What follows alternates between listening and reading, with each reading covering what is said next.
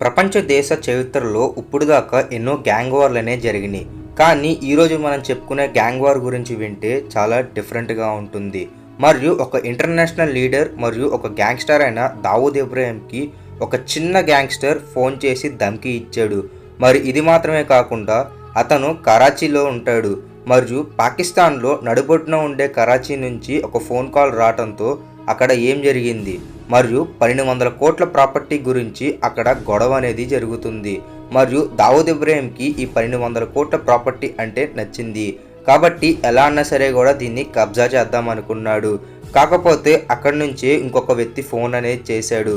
మరియు ఇక్కడి నుంచి నువ్వు వెళ్ళిపో, కరాచీ మొత్తం నా కంట్రోల్లో ఉంది, ఈ 1200 కోట్ల విలువైన ప్రాపర్టీ అనేది నాకు సొంతమైంది, నీకు సొంతమైంది కాదు అని చెప్పేసి వాళ్ళిద్దరి మధ్యలో ఒక రైవలరీ గ్యాంగ్ అనేది స్టార్ట్ అయింది. మరియు ఇది మాత్రమే కాకుండా ఒక ఇంటర్నేషనల్ డాన్ మరియు ఒక లోకల్ డాన్ మధ్యలో ఈ వివాదం అనేది జరిగింది. మరియు ఈ మొత్తం స్టోరీ అనేది ఎక్కడ స్టార్ట్ అయింది మరియు ఇంటర్నేషనల్ క్రిమినల్ అయిన దావూద్ ఇబ్రాహిం కూడా తగ్గాల్సి వచ్చింది. మరియు ఈ విషయంలో పోలీసులు కూడా ఏం చేయలేకపోయారు. మరియు దీంతో పాటుగా ఎక్కడో కరాచీలో ఒక చిన్న ఊర్లో పుట్టి అతను ఒక ఇంటర్నేషనల్ డాన్నే బెదిరించే స్థాయికి వెళ్ళాడంటే అతను ఎలా ఎదుగుంటాడు. మరియు ఇవాల్టి వీడియోలో ఈ మొత్తం విషయం గురించి మనం తెలుసుకుందాం.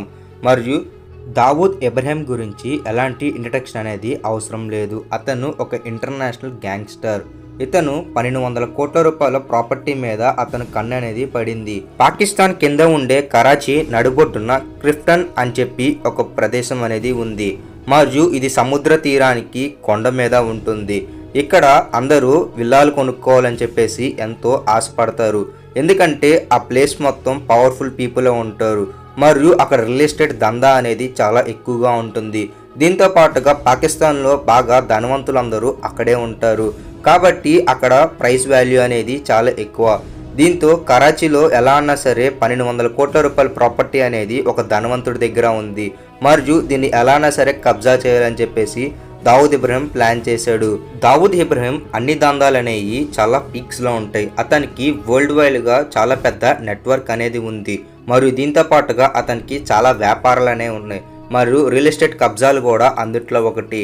మరియు దావూద్ ఇబ్రాహిం ఎప్పుడన్నా సరే కూడా ఒక భూమిని కబ్జా చేయాలంటే అతను డైరెక్ట్గా involve అవ్వడు.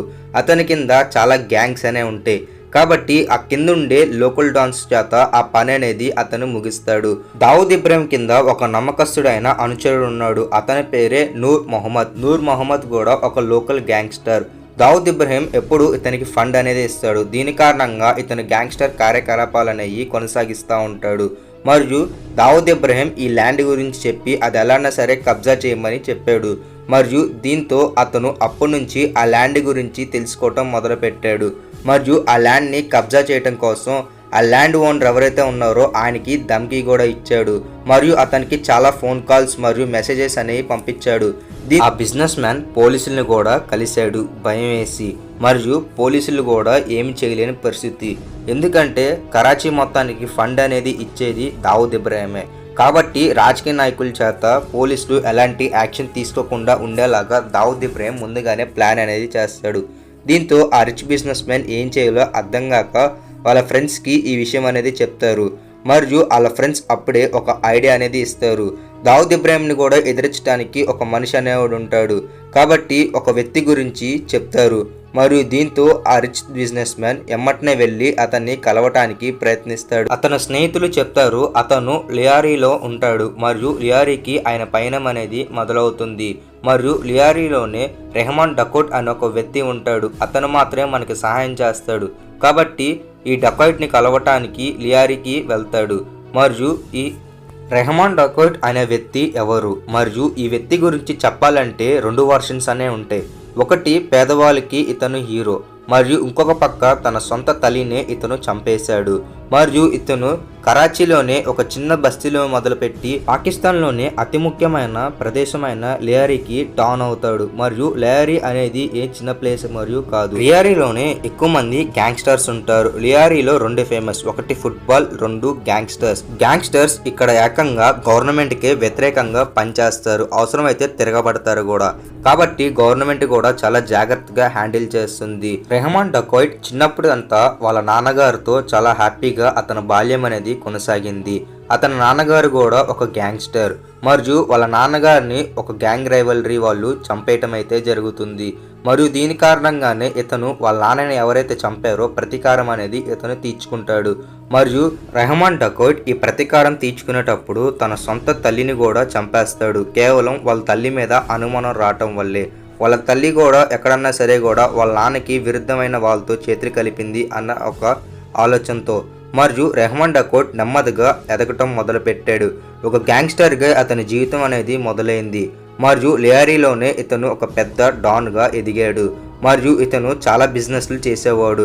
Extortion, drugs, weapon mafia మరియు ఇలాంటి ఎన్నో చేసేవాడు. రెహమాన్ డకోయిట్కి మొత్తం 2 డైమెన్షన్ ఫేజ్ అనేది ఉంది. ఒక పక్క అతను ఒక పెద్ద సైకో మరియు ఎవరినన్నా సరే కూడా చంపేస్తాడు. మరియు ఇంకొక పక్క అతను చూసినట్లయితే లియారీలో ఎంతోమంది పేదవాళ్ళకి అతను సాయం చేయడం అయితే జరిగింది. దీని కారణంగానే ఇతన్ని రాబిన్ హుడ్ అని పిలుస్తారు. రెహమాన్ డకోయిట్ అనే వ్యక్తి చాలా పెద్ద సైకో. అతనికి ఏ చిన్న అనుమానం ఎవరి మీద వచ్చినట్లయితే చాలు అతన్ని వెమ్మటనే చంపేస్తాడు. ఇతను ఆ తప్పు చేశాడా లేదా అని చెప్పేసి ముందు వెనక కూడా ఆలోచించాడు. ఎవరన్నా సరే కూడా అతను చంపేస్తాడు. రెహమాన్ డకోయిట్ ఒక మొండిదల మనిషి మరియు ఇతను ఒకసారి పంతం పడితే చాలు ఎవరినన్నా సరే కూడా ఇతను చంపేస్తాడు. మరియు దీని కారణంగానే ఇంటెలిజెన్స్ కూడా ఇతన్ని ఎప్పటికప్పుడు అబ్జర్వేషన్లో పెడతా ఉంటుంది. మరియు దీంతో పాటుగా టెర్రరిస్ట్ ఆర్గనైజేషన్ కూడా ఇతనితో హ్యాండ్ అనేది ఉంది. బలోచ్ రెవల్యూషన్ కోసం ఇతను ఎన్నో చేశాడు. కాబట్టి ఇంటెలిజెన్స్ కూడా ఎప్పటికప్పుడు ఇతని మీద నిఘా అనేది 24/7 అనేది పెడతా ఉంటుంది. మరియు ఒక ఇంటర్నేషనల్ డాన్ అయిన దావుద్ ఇబ్రహీం మరియు ఒక లోకల్ డాన్ అయిన రెహమాన్ డకోయిట్ మరియు వీళ్ళిద్దరి మధ్యలో గొడవ అనేది ఈ చిన్న బిజినెస్ ద్వారంగా మొదలైంది. ఎప్పుడైతే ఆ రిచ్ బిజినెస్ మ్యాన్ వెళ్ళి అతని ఇన్ఫర్మేషన్ మొత్తం చెప్పాడో అతని 1200 కోట్ల ఆస్తి గురించి, ఎమ్మటనే అక్కడి నుంచి రెహమాన్ డకోయిట్ ఛార్జ్ తీసుకున్నాడు. మరియు రెహమాన్ డకోయిట్ డైరెక్ట్గా నూర్ మొహమ్మద్కి ఫోన్ చేసి వార్నింగ్ ఇవ్వటం అయితే జరిగింది. మరియు ఇప్పటి నుంచి ఆ ప్లేస్ అనేది నాకు సొంతం, నీకు సొంతమైంది కాదు, నేను తలుచుకుంటే కరాచీ మొత్తాన్ని మార్చేస్తా అని చెప్పేసి డైరెక్ట్గా దావుద్ ఇబ్రహీంకి ధమ్కీ అనేది ఇస్తాడు. దీంతో దావుద్ ఇబ్రహీం ఫస్ట్లో ఇదెవరో నాతో జోక్ చేస్తున్నారు అనుకుంటాడు. కానీ దాని తర్వాత నిజంగానే ఫోన్ చేసింది రెహమాన్ డకోయిట్ అన్న విషయం అనేది అతను తెలుసుకుంటారు. మరియు ఎమ్మటనే నూర్ మొహమ్మద్ని కిడ్నాప్ చేయాలని చెప్పేసి ప్లాన్ అనేది వేస్తాడు. మరియు ఇక్కడే రెహమాన్ డకోయిట్కి మరియు దావుద్ ఇబ్రహీంకి మధ్యలో మెల్లగా రైవలరీ వార్ అనేది మొదలవటం అయితే జరిగింది. ఒక చిన్న ల్యాండ్ ఇష్యూ దగ్గర నుంచి స్టార్ట్ అయ్యి మాఫియా డాన్స్ కొట్టుకునే స్టేజ్ దాకా వెళ్ళింది. మరియు గవర్నమెంట్ ముందే సాల్వ్ చేయకుండా ఈ చిన్న విషయం కాస్త పెద్ద చేయటం అనేది జరిగింది. కొద్ది రోజుల పాటుగా రెహమాన్ డకోయిట్కి మరియు దావుద్ ఇబ్రహీం గ్యాంగ్స్కి మధ్యలో గొడవలు అనేవి జరిగింది. మరియు వీళ్ళిద్దరి మధ్యలో కనెక్షన్ ఏమన్నా ఉందంటే ఒక ఫోన్ లైన్ కనెక్షన్. మరియు దావుద్ ఇబ్రహీం మరియు రెహమాన్ డకోయిట్ వీళ్ళిద్దరూ ఫోన్లోనే మాట్లాడుకునే వాళ్ళు. ఇలాగా వీళ్ళిద్దరి మధ్యలో గొడవ ఫోన్లోనే ఆగకుండా మెల్లగా వార్ వైపుగా వెళ్ళింది. ఒకరోజు రెహమాన్ డకోయిట్ మాట్లాడుతూ ఉండగా దావుద్ ఇబ్రహీం ఫోన్ అనేది కట్ చేసేస్తాడు. దీంతో రెహమాన్ డకోయిట్కి కోపం అనేది చాలా తారాస్థాయికి వెళ్ళిపోతుంది. ముందుగానే చెప్పుకున్నాం, రెహమాన్ డకోయిట్ అనే వ్యక్తి ఎప్పుడు సైకోగా మాట్లాడటం అయితే జరుగుతుంది. మరియు దీని కారణంగానే ఇతను ఎమ్మటిని దావుద్ ఇబ్రహీంకి తన సత్తా ఏంటో చూపేయాలని మధ్యలో ఉండే నూర్ మొహమ్మద్ని కిడ్నాప్ చేయటం అయితే జరుగుతుంది. మరియు నూర్ మొహమ్మద్ని కొన్ని రోజుల పాటుగా కిడ్నాప్ చేసి అతన్ని హింసించడం అయితే జరుగుతుంది. తర్వాత అతన్ని చంపేస్తారు. మరియు దీని కారణంగా రెహమాన్ డకోయిట్ అనే వ్యక్తికి కోపం అనేది చల్లారుతుంది. మరియు ఇక్కడి నుంచే రైవలరీ గ్యాంగ్స్ అనేవి మొదలవుతాయి. మరియు దీంతో పాటుగా దావుద్ ఇబ్రహీం ఆ 1200 కోట్ల ప్రాపర్టీ మట్టుకు వదిలి వెళ్ళట్లేదు. రెహమాన్ డకోయిట్ ఒక ప్లాన్ అనేది వేశాడు. మీ అందరూ ఆ కబ్జా చేసిన ప్లేస్కి అతని మనుషుల్ని 800 మందిని అక్కడికి పంపిస్తాడు. మరియు ముందుగానే నూర్ మొహమ్మద్ చనిపోయాడు. మరియు అతని అనుచరులు ఏం చేయాలో అర్థం కాక ఇంకొక పక్క దావుద్ ఇబ్రహీం నుంచి ఎలాంటి కబురు వాళ్ళకి అందలేదు. మరియు దీని కారణంగా వాళ్ళందరూ అక్కడి నుంచి వెళ్ళిపోతారు. ఆ ల్యాండ్ గొడవలో నూర్ మొహమ్మద్ ఓడిపోవటం అయితే జరుగుతుంది. మరియు దావుద్ ఇబ్రహీం కూడా ఏం మాట్లాడు. మరియు దీంతో పాటుగా రెహమాన్ డకోయిట్ ఈ వార్లో అతను గెలవటం అయితే జరుగుతుంది. మరియు ఇక్కడి నుంచే అందరికీ ఒక విషయం అనేది క్లియర్ కట్గా అర్థమవుతుంది. రెహమాన్ డకోయిట్ తలుచుకుంటే ఎంత పెద్ద డాన్ అన్నా సరే కూడా కిందకి తీసుకురాగలుగుతాడు భూమి మీదకి అని చెప్పేసి. మరియు అప్పటి నుంచే రెహమాన్ డకోయిట్కి మెల్లగా మాఫియాలో ఇంటర్నేషనల్ డాన్ పొజిషన్ అనేది అతనికి రావటం అయితే జరిగింది. ఎందుకంటే ఒక ఇంటర్నేషనల్ డాన్నే అతను భయపెట్టాడు కాబట్టి అతని పవర్ ఏంటో కరాచీ మొత్తానికి తెలిసింది. దీంతో అప్పటి నుంచి దావుద్ ఇబ్రాహింకి మరియు రెహమాన్ డకౌట్కి 2 గ్యాంగుల మధ్యలో గ్యాంగ్ వార్ అనేది మెల్లగా మొదలవటం అనేది స్టార్ట్ అయింది. ఇంకో పక్కన రెహమాన్ డకౌట్ మెల్లగా ఎదగటం అయితే మొదలు పెట్టాడు. అతను ఒక చిన్న డాన్ నుంచి ఇంటర్నేషనల్ డాన్ స్టేజ్కి అతను ఎదగటం అనేది జరిగింది. దీంతో పాటుగా అతని రైవలరీ కూడా అంతే పెరగటం అయితే జరిగింది. తనకి ఎక్కువ మంది శత్రులు తయారవటం మొదలు పెట్టారు. మరియు ముందుగానే చెప్పినట్టుగా ఇతను రాబిన్ హుడ్ కాబట్టి లియారీ అనే ప్లేస్లో ఏ రాజకీయ నాయకుడు గెలవాలన్నా సరే కూడా ఇతనితో చేతులు కలపాల్సిందే. మరియు దీంతో పాటుగా లియారీలో ఇతను ఎవరినైతే అనౌన్స్ చేస్తాడో అతనే పొలిటికల్ లీడర్ గెలుస్తాం అయితే జరుగుతుంది. మరియు దీంతో ఎప్పుడైతే ఇంటెలిజెన్స్ వాళ్ళు ఇతని మీద కన్ను పెట్టారో ఇతన్ని ఎమ్మటనే చంపేయాలనుకుంటారు.